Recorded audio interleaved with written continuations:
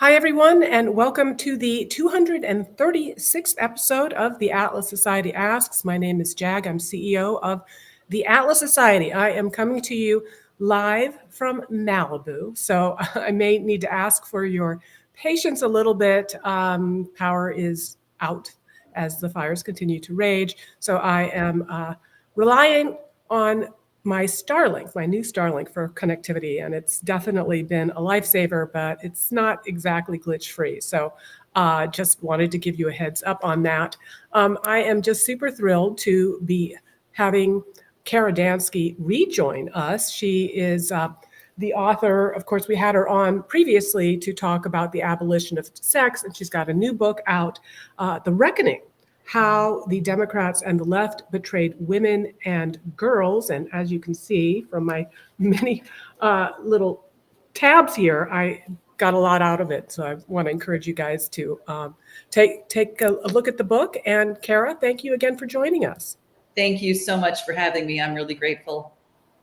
So again, you joined us almost 3 years ago to the date to talk about your first book, The Abolition of Sex: How Transgender Agenda Harms Women and Girls. So let's do a level set. What has happened with this issue over the past 3 years?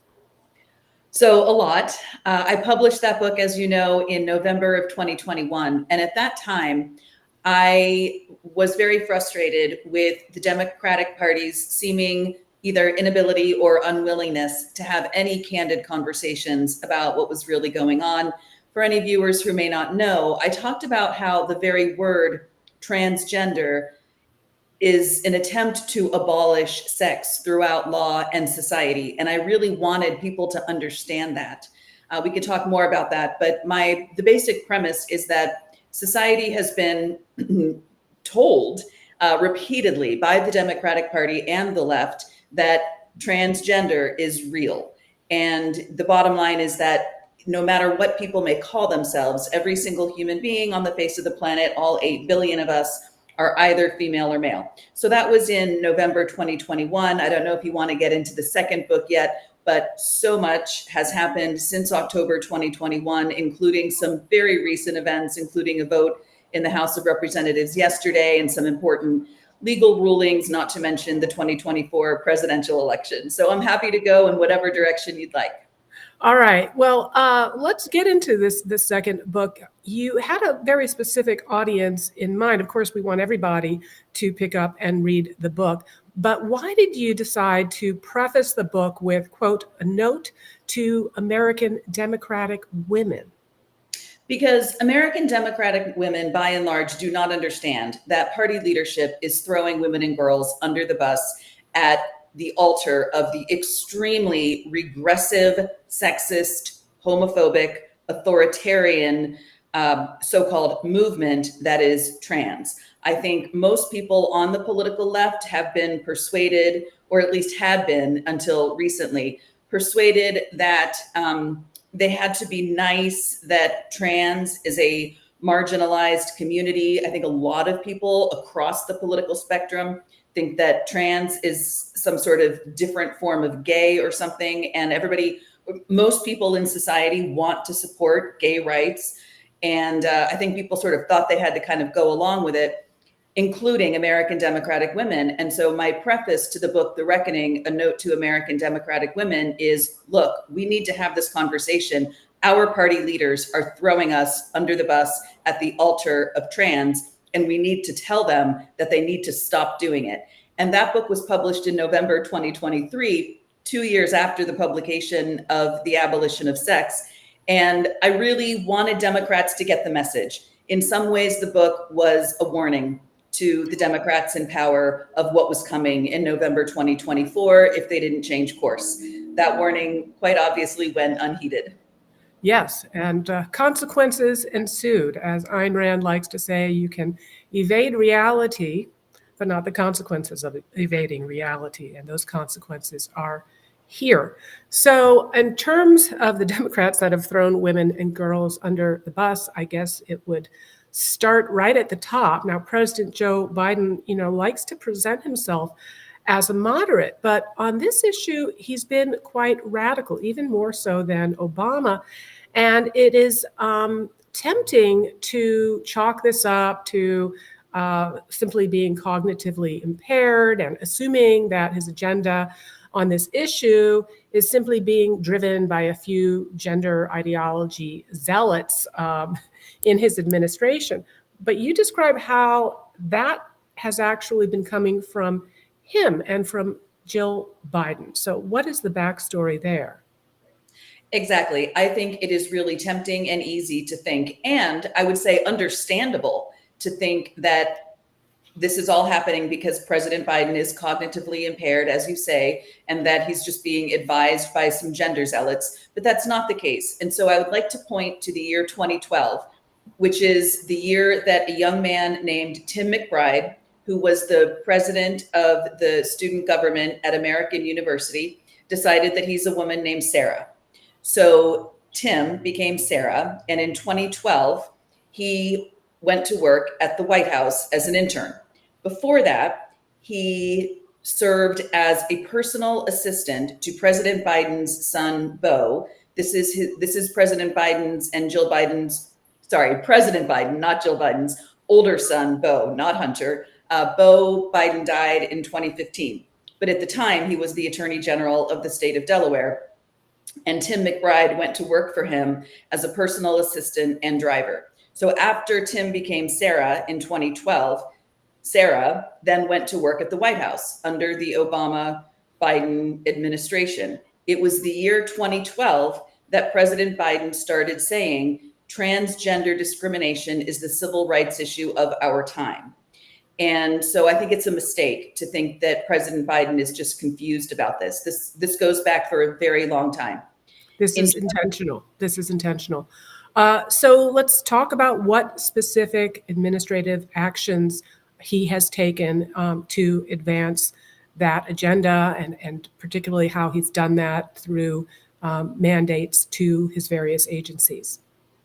So on the first day of taking office, January 20th, 2021, President Biden issued Executive Order 13988, preventing and combating discrimination on the basis of gender identity or sexual orientation. That order instructed all federal agencies to redefine the word sex to include so-called gender identity for all purposes under federal administrative law.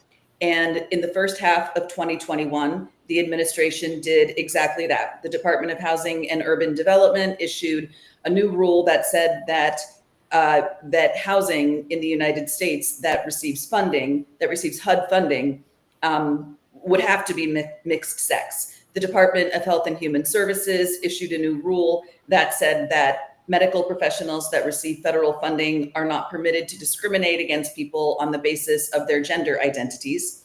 And of course, the Departments of Justice and Education went ahead and decimated Title IX in various ways. I don't know how much detail you want to go into on Title IX, but we could definitely talk about it. But the Biden administration has spent 4 years decimating women's rights at the altar of trans. So one of those policies, again, all of these directives aimed at every branch of his administration, and that includes the military, was a policy to permit men to be housed in women's military barracks. How might that impact military preparedness? I mean, it's done in the name of military preparedness. So I am not a veteran and I can't really speak to the specifics of how that might affect the military, but I do know that there's one story in which a young recruit, a female soldier, was forced to share a barrack with a man who called himself a woman. And that was really dangerous for her as a person, but also for her ability to advance in the military. It's psychologically distressing for any women, especially young women, to have to share living facilities at night with men. So that was just a real travesty. So let's be clear. We've been talking about President Biden and President Obama, but your politics are different probably than most of the audience watching us right now. You are and always have been firmly on the left. So what has it been like for you to find common cause with conservatives, for example, on this issue? So I have worked with two radical feminist organizations in the past 10 years. One of them is the Women's Liberation Front, which I served on the board of from 2016 to 2020. And these days I work mostly with an organization called Women's Declaration International US Chapter. And both organizations are nonpartisan, but the women affiliated with them consider themselves on the political left, generally consider themselves liberal, very liberal, or progressive.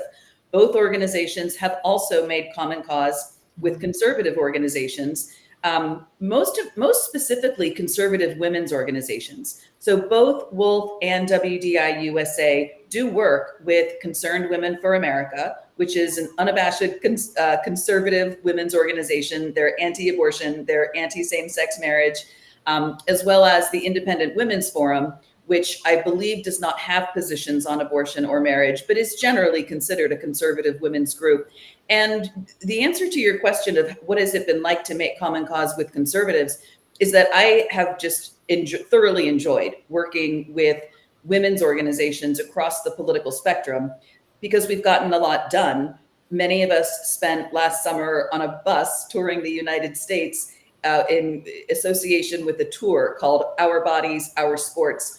That was very collaborative. It was mainly spearheaded by the Independent Women's Forum, but it was absolutely delightful. It was a bunch of women, especially female athletes, but it included a lot of radical feminists, including myself, who wanted to speak out about the importance of female-only sports. So it's been great working with a lot of these conservative women's groups. Yeah, and I would think it would also just be healthy in general. You know, you're collaborating on this one specific issue, but you know, in a day and age when we are very tribal, when people are in their bubble, they're not interacting with people that have different views on politics, I would think that would just kind of, you know, reaffirm your faith in humanity and strengthen your ability to have relationships with people that are about other things and not just about politics. So I envy that. So now, of course, Atlas Society, we're a philosophical organization, and you trace the evolution of the current gender ideology back to so-called queer theory and even further back to postmodernism. Postmodernism is an issue we spend a lot of time explaining and criticizing. In particular, its rejection of objectivity, material reality, and manipulation of language. So what is queer theory and how did it pave the way for transgenderism? So yes, queer theory comes directly from postmodernism, and one of its most vocal current proponents is a professor named Judith Butler at Berkeley in California. But it basically says that sex isn't real. It says that Butler's central premise is that gender is performative, which is interesting because if you think about it in terms of stereotypical gender roles, I would agree that that is performative. But she essentially goes further and argues that women are a social construct. She uses they, them pronouns in her bio on the Berkeley page. But queer theory essentially says that sex is no more real than anything else, that it's not a binary, that it's a spectrum, and that it's mutable, that it can change. And none of that is grounded in material reality or, as you say, in objectivity. So I'm just taking a peek at the comments here, and Ilyushin said everyone should read The Man Who Would Be Queen. He predicted this back in 2003. I actually interviewed that author, so maybe we can find that link and put it into the comment section. And I thought that book was dense, but it was interesting insofar as understanding gender dysphoria in its different manifestations, including autogynephilia, which is getting sexually aroused by dressing in women's clothing and assuming a female identity, that is not usually something that is associated with homophobia, with homosexuality, and also that, when you detail these many examples of men housed in women's prisons, they have histories I mean, regardless of whether or not they have autogynephilia or not, or they're just, claiming this, but many of them have histories of sexual violence towards women and girls. So what would you say when you look at the various people that are assuming women identities? Where is it coming from? I mean, is it just expediency, grifting, wanting to take advantage, getting a shortcut, or is it predatory, or is it sexual? What's your sense? I think there's a broad variety of reasons why men do this. There is a category of men who are gay, and historically, it should be said, before the modern transgender craze, most of the men who underwent so-called transition were gay men who, for whatever reason, were more comfortable presenting as women, even though they weren't women, and no one thought they were women.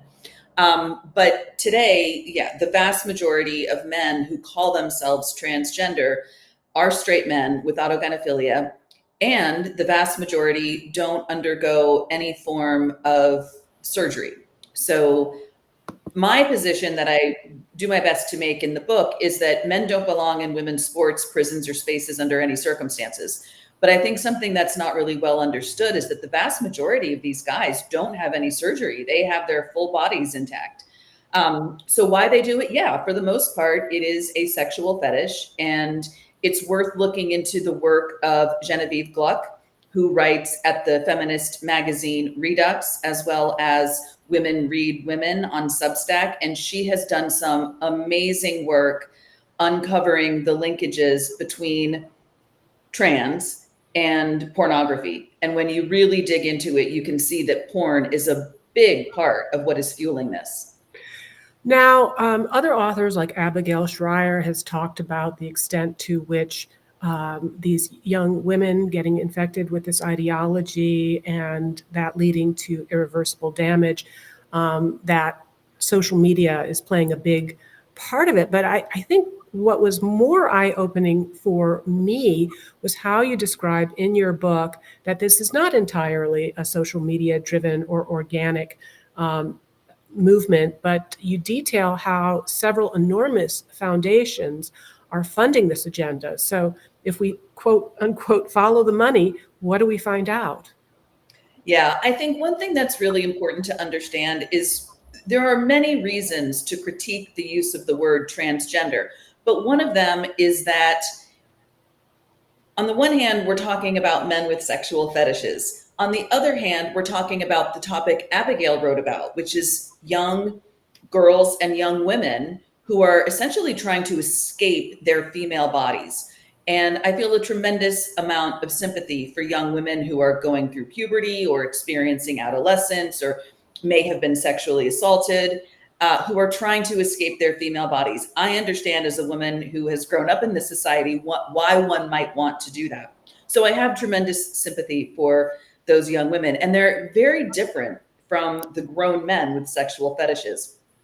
Okay, so in terms of what's fueling this, the foremost expert on this is a woman named Jennifer Billick, who writes at the 11th Hour blog, and she talks about the extremely wealthy men who are essentially funding all of this all over this country and all over the world. They include one man named Jennifer James Pritzker, who is related to current Illinois Governor Pritzker, as well as former Obama Commerce Secretary Penny Pritzker, a man named Martine Rothblatt, who was born Martin, who is a multimillionaire and who advances an agenda called transhumanism, which we could talk about if you'd like. He's written a book called From Transgender to Transhuman. So he's very open about his views on all of this. He's been featured by Oprah Winfrey. He's been on the cover of New Yorker. So he's pretty well known for his views promoting transhumanism. Another man who's involved in this is a guy named Tim Gill, who founded the Gill Foundation. Another data point worth mentioning is that 2023 Pride at the White House, where a man named Rose Montoya flashed his fake breasts at a camera, and a video of that went viral. To its credit, the White House banned him from future White House attendance, which is good.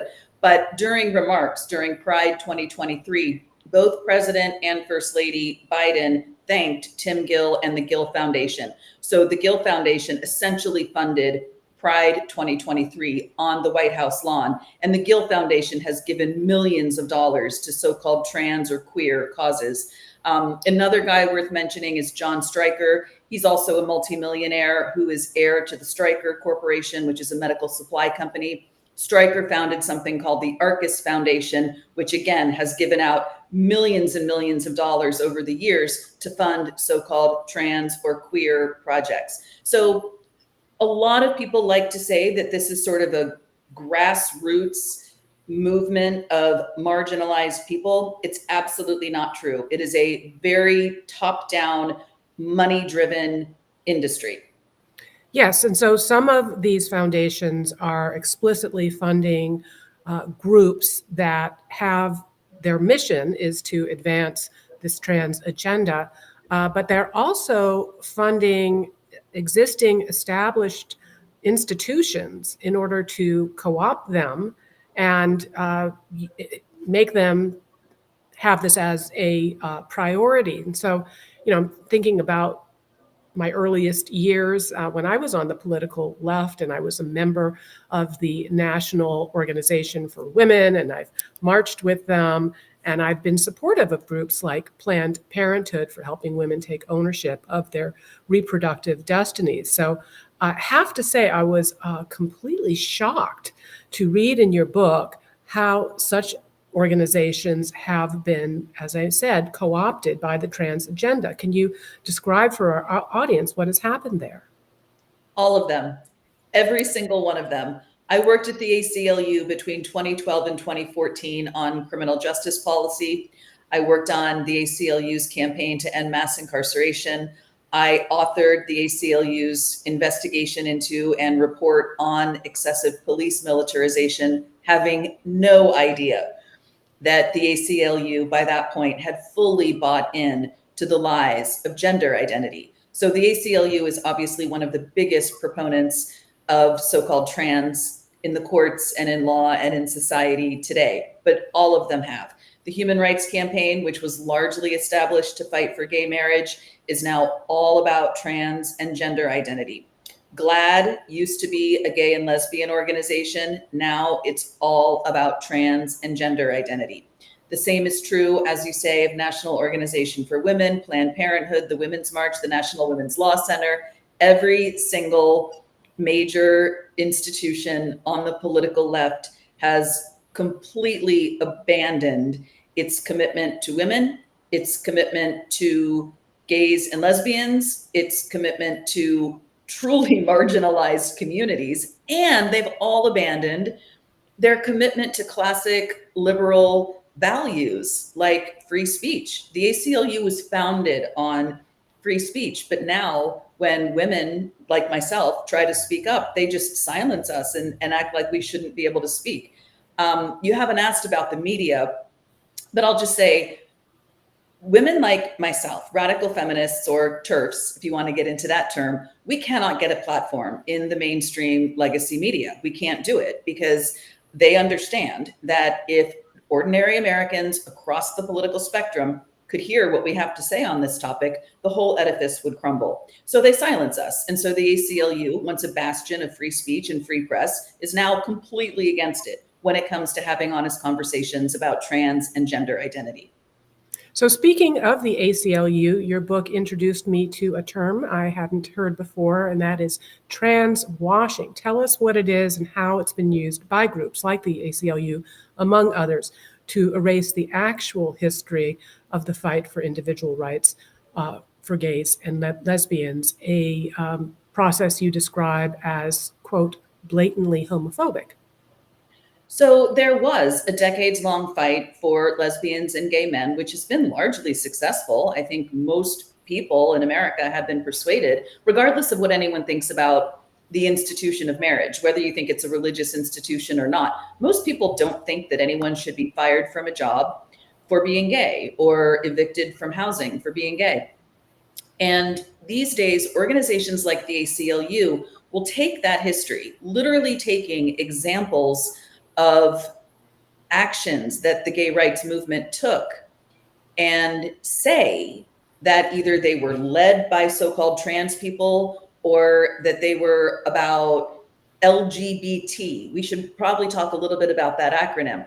But they'll make it out or make it seem as though trans is a decades-long civil rights movement. And they do this starting with Stonewall, which is so insulting because Stonewall, for anyone who doesn't know, happened at a bar in the late 1960s in New York, where it was a gay bar. And the whole thing, it was a gay bar and the police were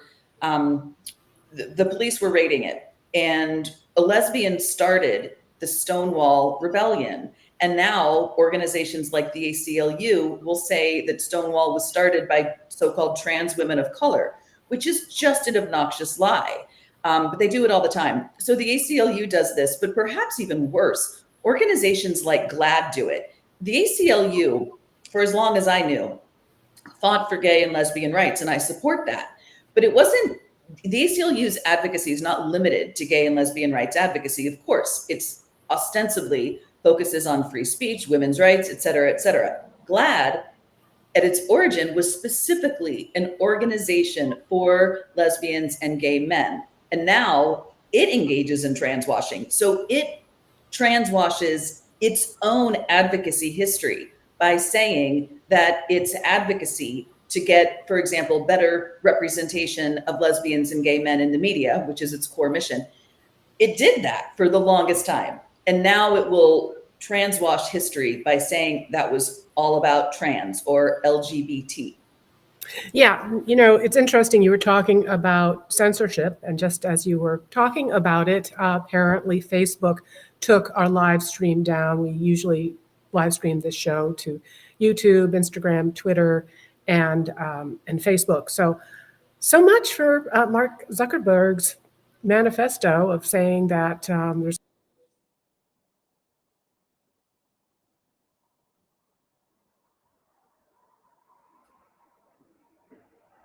Did her internet go out? It appears Jack's internet has gone out, unfortunately, due to the LA fires. So in order to sort of keep things going, let's sort of jump into just one of the questions we had coming in from the audience that I think is probably really relevant because we've been talking a lot about the US and its role in this. From Lock, Stock, and Barrel, Candace Morena asked, where are the surgeries more common, US or Europe? That I don't know. I mean, I know that surgery is incredibly common here in the US, and it also depends on whether we're talking about young people or adults. But it's worth noting, comparing the US and Europe, many European countries have made tremendous strides in reducing the availability of so-called puberty blockers and opposite sex hormones for minors and young adults, which I think is outstanding. The US has not made as much progress. And so we still have major medical institutions all over the United States handing out drugs that block children's puberty and cause permanent sterilization, loss of sexual function, and other long-term health issues, which is upsetting because I think it's an international human rights violation against children that we're doing this. So that point of comparison is worth noting. And I don't know about comparisons about surgery between the US and Europe. Interesting. And then again, for everyone, it looks like Jag is still lost connection. We'll hopefully have her back soon, but we'll just keep going. If you still have your questions, please feel free to put them in the comments section. This next question, though, relates to what you were talking about when it came to this transwashing in the ECU, but this specifically goes to how has the trans agenda specifically impacted lesbians? Yeah, the trans agenda has impacted lesbians possibly more than any other category of human beings. I mean, my main argument is that the trans agenda harms women and girls as a sex class, which of course includes lesbians. It harms everyone by denying the material reality of sex. There are so many far-reaching implications of denying the material reality of sex that we could talk about. But it harms women and girls as a sex class, including lesbians, and it particularly harms lesbians in a couple of ways. For one thing, you cannot protect same-sex attraction in the law if you cannot acknowledge the material reality of sex. That's a way in which the trans agenda harms both lesbians and gay men. Second, what is happening is a lot of same-sex attracted young people, or teenagers who are just starting to explore sexuality, who are just figuring out who they're attracted to. A lot of young people who find that they're attracted to members of the same sex will try to explore that and figure out what that's about, and then they are told that they actually are the opposite sex.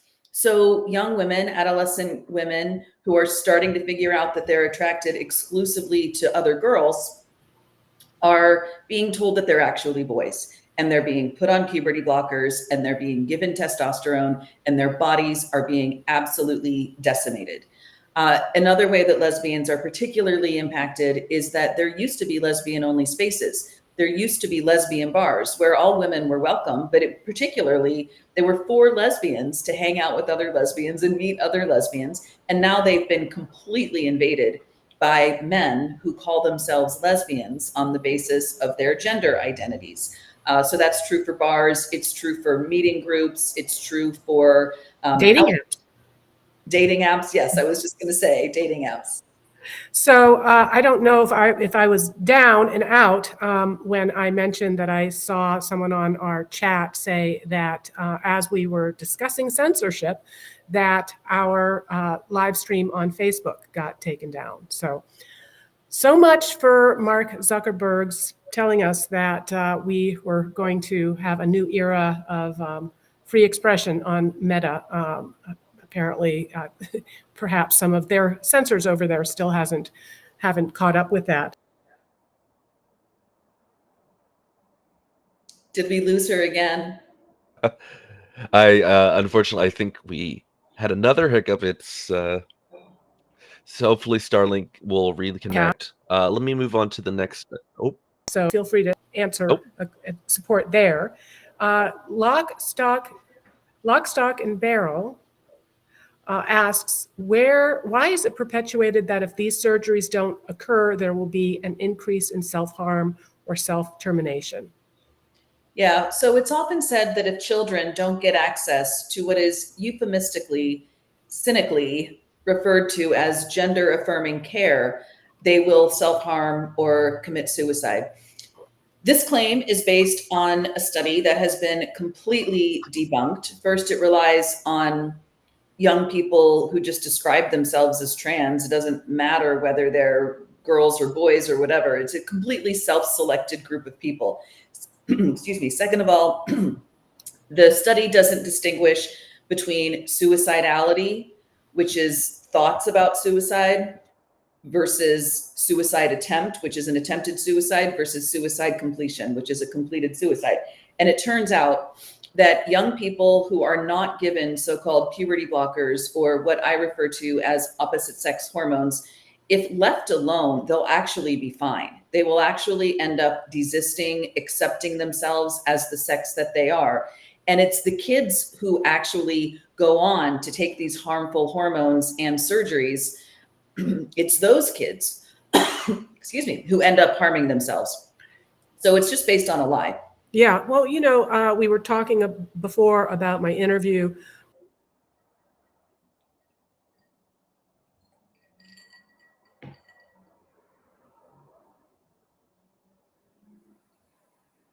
Now I can't hear you. Interesting. Oh, can you hear me now? Okay, Yes. I think we got it fixed. So it looks like her internet has cut out again. Must be going through just a rough patch. Yep. Let's jump down to this question here that she had, talking about how this agenda is being pushed in elementary and high school. What, for example, is a gender-bred person? Yeah. So the chapter in my book, The Reckoning, How the Democrats and the Left Betrayed Women and Girls, chapter 5 is about the media and schools. And the section on schools begins by saying, if you are a parent of school-aged children, please do me a favor and put this book down right now. And if your children are in earshot, see if you can have a conversation with them and ask them if they have heard the word transgender used in schools. And if they have, pull them from their school. If your child is not in earshot, please immediately email the child's teacher and ask what's being taught in your children's school and see what comes back. And a reader of my Substack helpfully suggested I add, you don't even have to ask your kid's teacher what is being taught on this topic. You can ask anything about recess or lunch or whatever. And if the email comes back with pronouns in the signature, you know you're in trouble. Yes, this is being taught in schools all over the country, and it's absolutely devastating because young people are being told that sex isn't real. Young people are being told that they can be either a girl or a boy on the basis of their say-so. And it's just a manipulative lie, and it's terrible.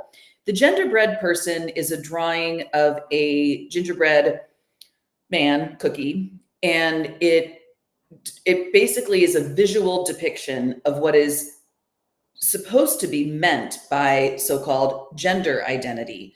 It's very cute. I'm sure it's very attractive to children, but it's all based on lies. It's a visual depiction of the idea that sex isn't real.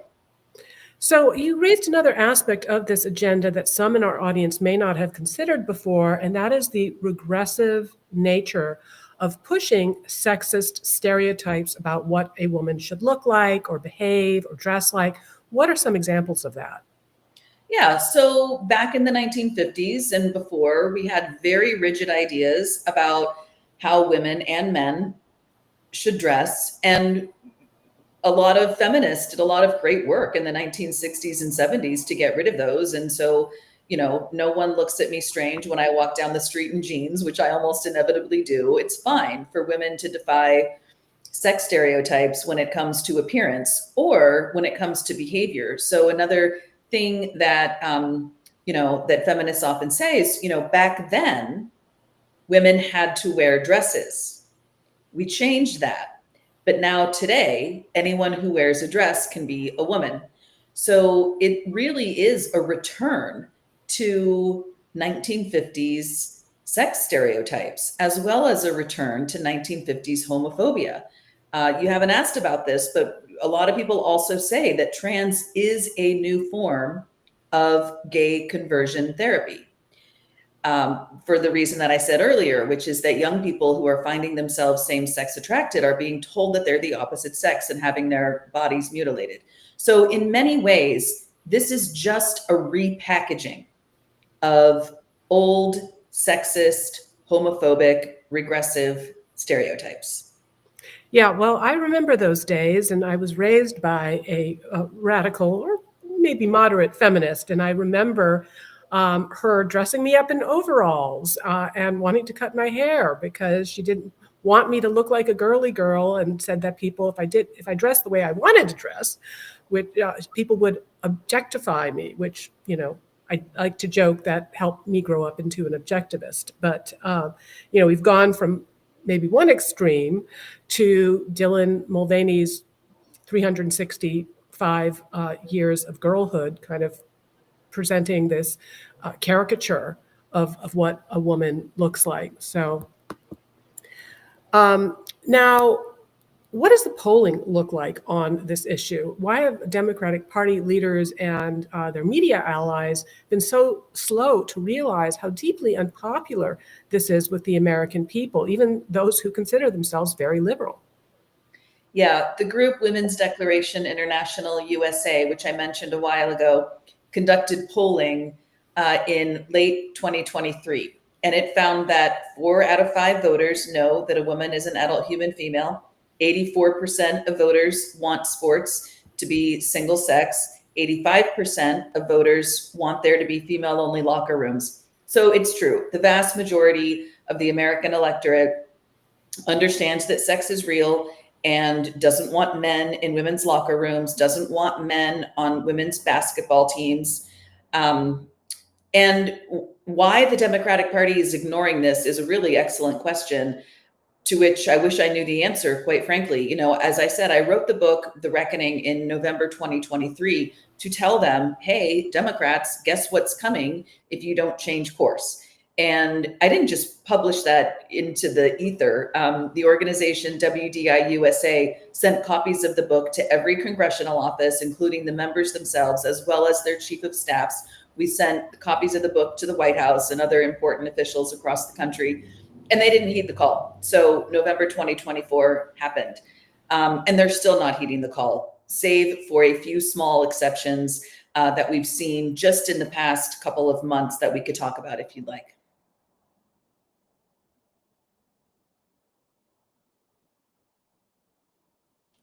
Unfortunately, I think we've lost her again. Oh, nope, there she is.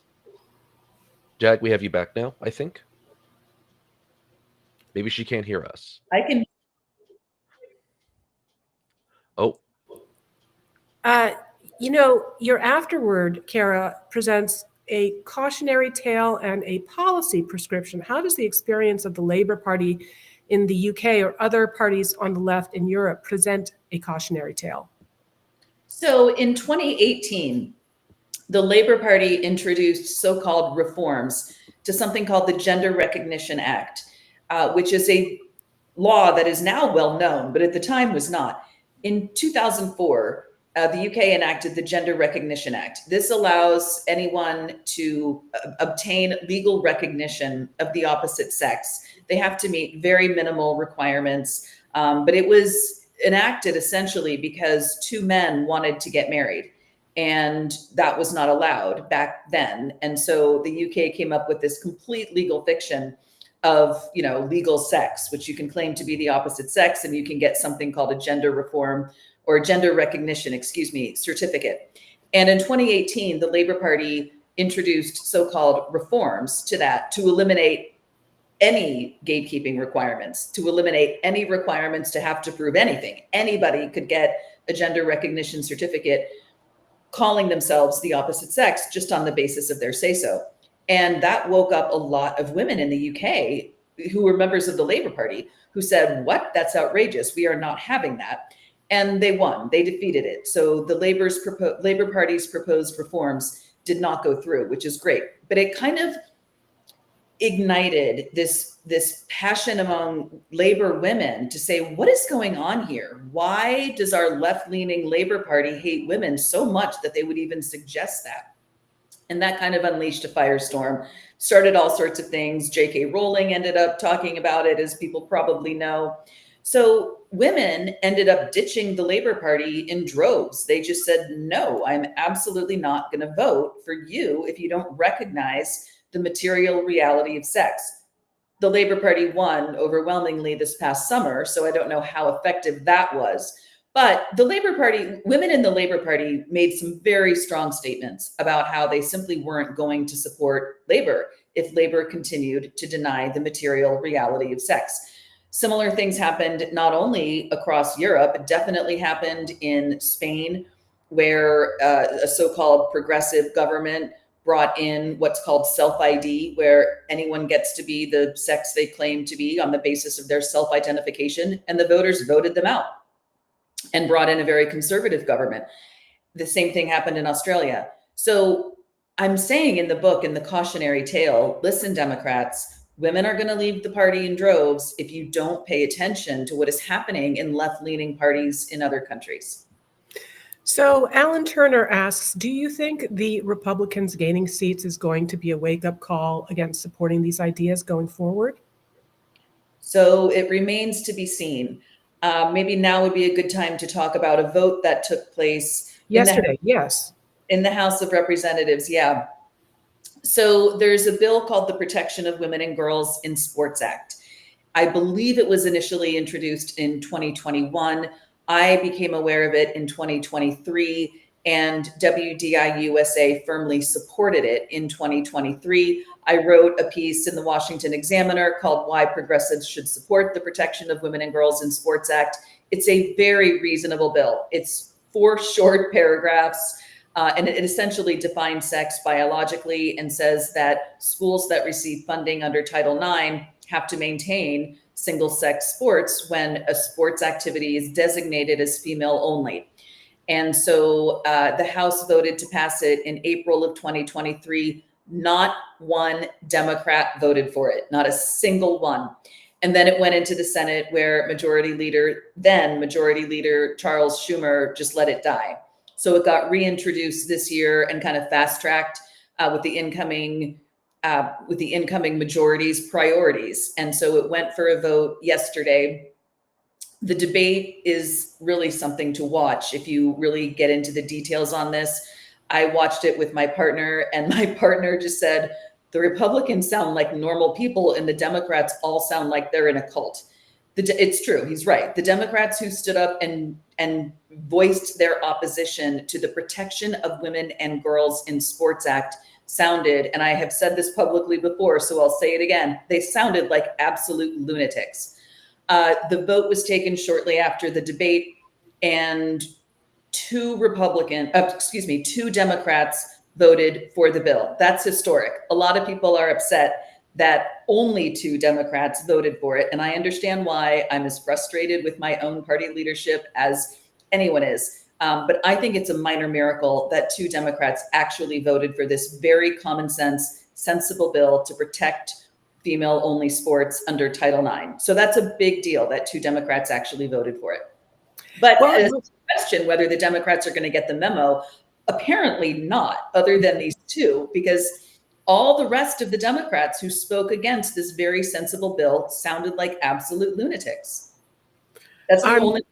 I'm surprised. We talked about the big money that is these foundations that are funding not only these specific organizations that are promoting this agenda, but also co-opting these other, classically liberal institutions like the ACLU. But who knows? Maybe there is a Republican billionaire somewhere who is paying all of these Democrats to maintain their support of these insane policies, even in the face of vast polling majorities against it, because he knows that if they keep voting for this, that it's going to be a good thing for Republicans. You could maybe write a farcical piece on that. Entirely possible. But, also worth noting, Jennifer Pritzker, I mentioned earlier, he's one of the biggest funders of this. He was born James. He's related to the Pritzker family, and he gives millions of dollars to this, but he gives equally to Democrats and Republicans. I don't know if equally is exactly the right word, but he gives both, let's say that, to Democrats and Republicans. And so there are a lot of people who are feeling extremely confident with the current Republican majority in both chambers of Congress and the incoming administration. People are very confident that we'll reverse course on this as a nation. And I am less confident. I am cautiously optimistic, but I want everyone to be really careful, because Republican politicians are also receiving money from the gender identity industry. So again, another super chat from Mark Thomas. Thank you for that. And he's asking, how should we respond to the negative rights arguments for transgenderism and educate people on the actual rights people have regarding biology? So I don't know if I entirely understand the question, but I'll try to do my best. And, I would say that if someone wants to assume a woman's identity, dress like a woman, that makes them happy, they feel better about it, that's fine. I mean, I have hung out with Caitlyn Jenner. She wants to call herself Caitlyn, and I'm fine with that. I think where I would say that you begin to have a conflict with the rights of others is if women have an expectation, for example, in a prison that's funded by the government, to not be housed with biological men who have a history of violence against women, that is kind of where the rubber hits the road. I don't know, Kara, do you see this issue differently? I don't see it differently. I think maybe part of an answer to the question is to always use accurate sex-based language. So what I read in that question has something to do with, instead of being defensive and arguing against so-called transgenderism, how can we frame more positive arguments? And I would argue that one way of doing that is to always maintain fidelity to accurate sex-based language, and also to ask questions. And I've actually had a conversation recently with a friend of my mother's who is a very progressive woman in her 60s, but she's also frustrated with the Democratic Party for various reasons. And we had a very honest conversation about this. And I just kept asking her questions. And so when she would say something like, but transgender people are the most marginalized in society, I would just ask her, well, what do you mean by transgender? And when you ask people questions like that, ultimately they sort of talk themselves into the awareness that maybe something else is going on here than what they've been told. All right. So would you describe the election of Donald Trump and Republicans' impending control of Congress as the result of that cautionary tale that went unheeded? How much of virtually every demographic's rightward shift do you interpret as a backlash against this trans issue? Certainly, it was very motivating with some demographics, but there's a lot of other reasons why people were dissatisfied with Joe Biden and wanted to see a return of Trump's more pro-growth policies, among others. So I actually wouldn't call it a rightward shift. I would call it a rejection of the Democratic Party. And as you say, for several reasons. The post-election polling from Blueprint found that immigration and the economy and this issue were the three biggest drivers of Trump's win in November. And then when you look at it more granularly, you see that among voters who waited until the last minute and just made a last minute decision to vote for Trump, this was the issue. So when you look at the polling, there is absolutely no question that this issue played a big role. I used to live in Washington, D.C. and did so in October and early November. And TV networks in Washington, D.C. pick up the networks in surrounding states like Virginia and West Virginia. And I watch football. That might get my feminist card revoked, but that's okay. I watch football. So there I was watching a football game, and one of those ads came on saying, the narrator said, Kamala Harris is for they, them, President Trump is for you. And I thought, that's it. It's over. Like, that's just going to clinch it. And so there's no question that this issue played a big role. I will also just say, anecdotally, I know a ton of people who consider themselves on the political left who have had it with the Democratic Party for a variety of reasons. A personal friend of mine left the Democrats, registered Republican, voted for Trump because she was sickened by the Democratic Party's assault on free speech. I know another woman, historically very left of center, who was very frustrated with what she viewed as authoritarian attitudes on the political left regarding COVID policies and things like that. And of course, so many Americans are extremely frustrated with the Democrats for essentially lying to us about President Biden's cognitive state for so long. So there were unquestionably a variety of issues, but there's no question that this issue played a major role. And part of that disaffection on the part of Democrats and the censorship regime and all of that has driven, to an extent, the phenomenon that is the free press. I mentioned as the only Republican in my family that this is the one kind of journalistic endeavor that all of us can participate in. But you shared some news, right, when we went live that I think I can break here on this podcast, which is that today you unsubscribed to the free press. If you're comfortable to maybe share some of your reasons. Yeah, I was extremely excited about the free press when it launched and became a very early paid subscriber and have subscribed for a while now. I started becoming frustrated with the free press for how it not only platformed, but really seemed to elevate the profile of an individual named Brianna Wu, who's a man named John. And today it was announced that they're giving him a weekly spot at the free press. And that was it. I just couldn't take it. Wu has just said some terrible things about women, in particular about feminists on X. He's blocked me on X. And so since he's blocked me and they're giving him a weekly spot, I just decided that was a line too far and I canceled my paid subscription. Well, Nellie, if you are listening, she's been also a guest on the previous show.